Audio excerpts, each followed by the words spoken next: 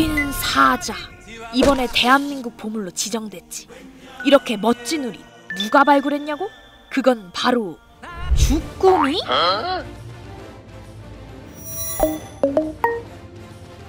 주꾸미가 보물을 발견했다니 이게 뭔 소리야 싶으시죠?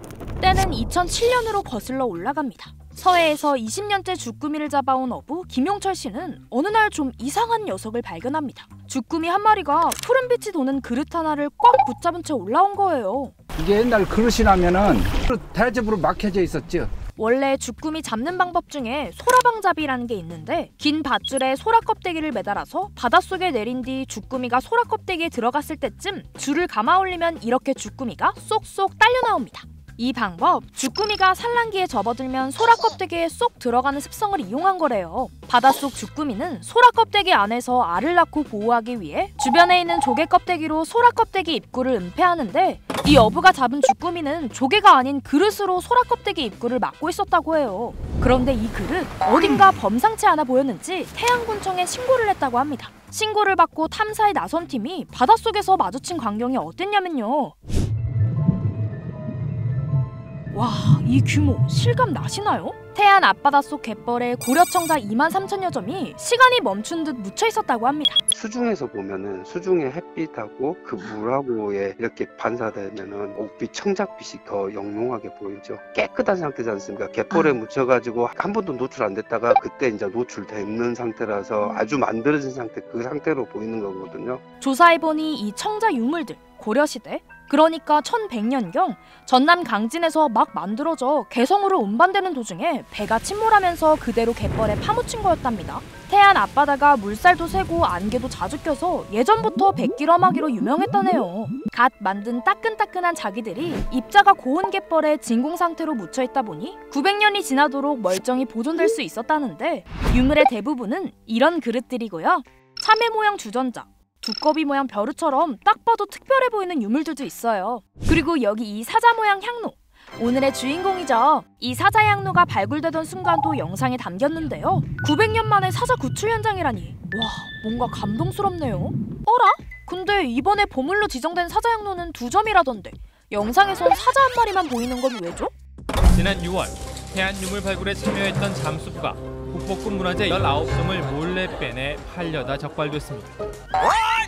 민간 잠수사가 발굴하는 중간에 발굴 사이트 바깥에 있는 구조물 안에다가 갯벌에 파가지고 넣어놓은 거죠. 발굴이 끝나고 난 다음에 한 11월, 12월에 현장에 가서 그걸 건진 거죠, 다시.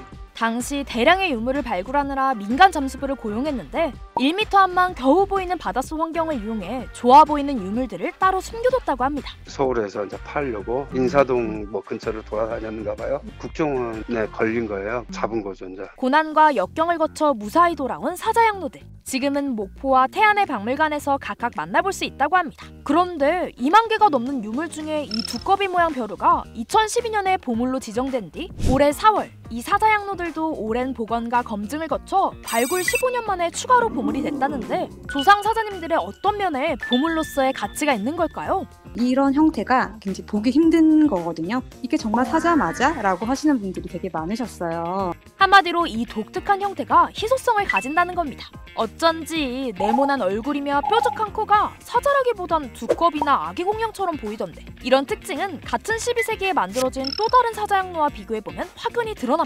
보통은 동물을 표현한다고 했을 때 굉장히 비례적으로도 이렇게 좀 잘 맞고 약간 뭐 예쁘다거나 뭔가 그런 부분들이 봤을 때 되게 잘 만들었다라고 하는 부분이 있잖아요. 근데 비교해서 보시면 아시겠지만 몸에 비해서 얼굴이 굉장히 크고 다리도 굉장히 직각으로 이렇게 표현이 되는데 이게 굉장히 어떻게 보면은 파격적으로 표현을 한 건데 그렇기 때문에 오히려 독특하고 이제 봤을 때 굉장히 익살스럽다. 언뜻 보면 이게 무슨 사자야? 싶지만 머리에 소용돌이처럼 그려진 갈기나 앞다리에 툭 튀어나온 근육 또 앞발로 보물구슬을 쥐고 있는 모습 등이 사자만의 특징을 아주 세밀하게 표현한 거라고 해요. 이렇게 독특한 조형미와 더불어 보물로 지정된 이유가 또 있습니다.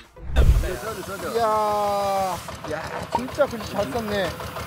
주꾸미가 쏘아올린 보물선에선 목간이라는 나무 토막이 나왔는데요. 이거 오늘날의 택배 운송장과 같아서 누가 누구에게 무엇을 보내는지가 정확히 적혀 있어요. 왜 진품 명품 보면 이 유물이 진짜인지 가짜인지 별의별 방법을 동원해서 알아내잖아요. 이게 다 별다른 정보 없이 유물만 덩그러니 남아있는 경우가 많아서인데, 그래서 이렇게 유물에 대한 정확한 정보가 함께 발굴되면 유물의 가치도 크게 상승한다고 합니다. 게다가 이 사자양로의 경우 고려시대 고서에 표현된 사자양로의 모습이랑 꼭 빼닮아 있어서 기록 속에 남아있던 물건을 실제로 발견했다는 의의도 크다고 합니다. 찐 보물선 발견한 주꾸미 덕에 만나게 된 청자사자형 뚜껑 향로. 이 독특한 비주얼, 실제로 꼭 한번 만나보고 싶네요. 그나저나 그때 그 주꾸미는 어떻게 됐으려나?